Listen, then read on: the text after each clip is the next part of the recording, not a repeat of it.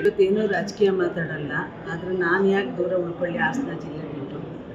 ಅವರು ನನಗೋಸ್ಕರ ಎಲ್ಲ ಮೊದಲಿಂದನೂ ಒಳ್ಳೆಯದೇ ಮಾಡಿದ್ದಾರೆ. ನಾನು ಅವ್ರ ಜೊತೆಯಲ್ಲಿ ಇದ್ಕೊಂಡು ಒಳ್ಳೆಯದೇ ಮಾಡ್ತೀನಿ. ನಾನು ರಾಜಕೀಯ ಏನು ನಾನು ಮಾತನಾಡಲ್ಲ. ಇವತ್ತು ಯಾವುದು ಕೂಡ ನಾನು ಬೇರೆ ಚರ್ಚೆನೂ ಕೂಡ ಮಾತನಾಡಲ್ಲ.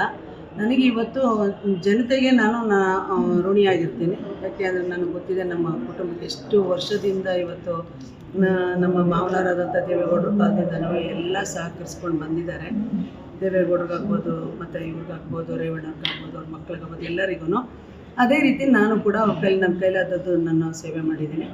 ನನ್ನ ಜೊತೆಯಲ್ಲಿ ಇರ್ತೀನಿ. ಅವ್ರನ್ನ ಯಾವತ್ತೂ ನಾನು ಹಾಸನ ಜಿಲ್ಲೆಯಿಂದ ದೂರ ಹೋಗಿಲ್ಲ. ಅನ್ನಿಸ್ತಿತ್ತು ಮನಸ್ಸಿಗೆ ನಾನು ಬರೋಕ್ಕಾಗಲ್ಲ ಅಂತ ಹೇಳ್ಬಿಟ್ಟು. ಪಾಪ ತುಂಬ ಜನ ಬಂದು ಕೆಲವರೆಲ್ಲ ಮನೆಗೆ ಬಂದು ಮಾತಾಡ್ಸ್ಕೊಂಡು ಹೋಗ್ತಾಯಿದ್ರು. ಆಮೇಲೆ ಯಾವುದಾದ್ರು ಕಾರ್ಯಕ್ರಮ ಆಹ್ವಾನದ ಪತ್ರಿಕೆ ಕೂಡ ತೊಗೊಂಡು ಬರ್ತಾಯಿದ್ರು.